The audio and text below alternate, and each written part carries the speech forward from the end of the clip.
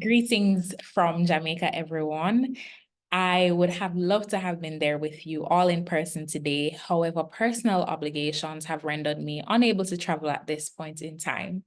Nevertheless, I am thrilled to be speaking with you all virtually, and I really must extend my thanks to our chief and convener, Dr. Nathaniel Adam Tobias, who not only envisioned this critical conversation for today, but also in his organization of this event, saw it fit to invite me, a young academic activist, in my role as research consultant to the Center for Reparation Research and co-editor of the book with Professor Vereen Shepherd, The Introduction to Reparation for Secondary Schools.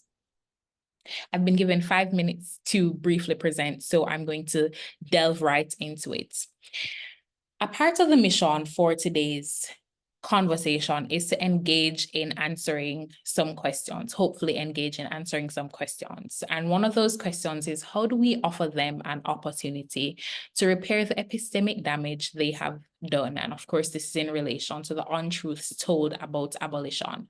But I actually want to widen the scope to allow us to ask ourselves the question, how do we offer ourselves and the public an opportunity to repair the epistemic damage that has been done in general as it relates to our history as people of African descent?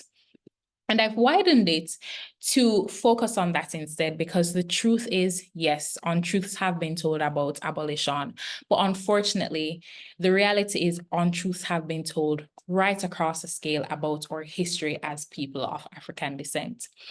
And for me, that is something that I have felt very personally as someone living, studying in the Caribbean region.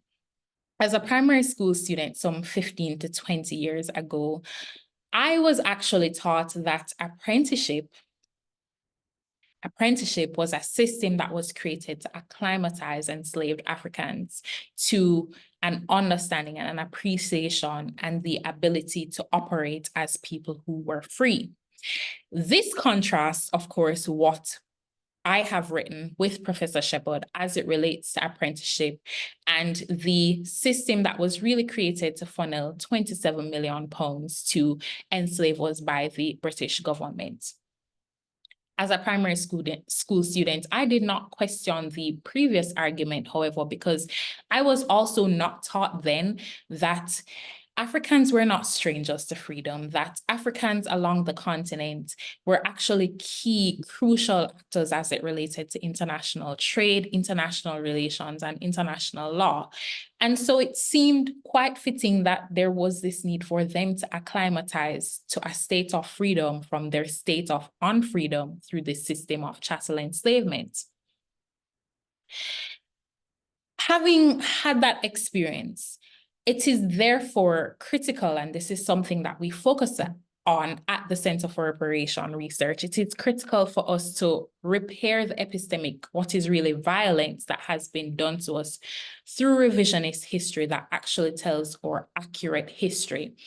This is particularly crucial as it relates to the reparatory justice movement, because if there is no understanding of the inhumanity, the true inhumanity that was inflicted upon our ancestors, if there is no understanding of our true origins, then there is no understanding of why there is this need for reparatory justice to take place.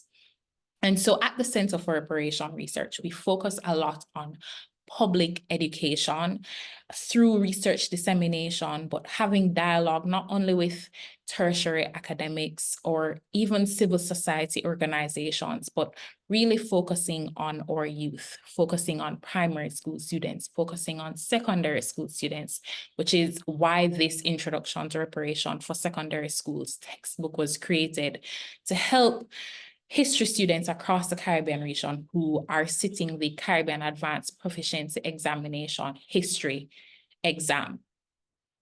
Because we are aware that for any social justice movement to go forward, for us to have any change, for us to get funding, there is this need for public outcry. And if there is anything that we have learned in the past 4 years, with the resurgence of the Black Lives Matter movement, with this galvanized support as it relates to the reparatory justice movement, with all of the issues that we are seeing in terms of crimes of humanity, crimes against humanity being inflicted today, there is no real effort unless there is public outcry as well from our youth.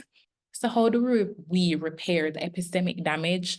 How do we get support? How do we get persons to fund initiatives, particularly as it relates to repairing this damage that has been done? So it's particularly as it relates to reparatory justice. We focus on educating people, providing them with the truth, and a huge part of the demographics that we have to focus on is our youth.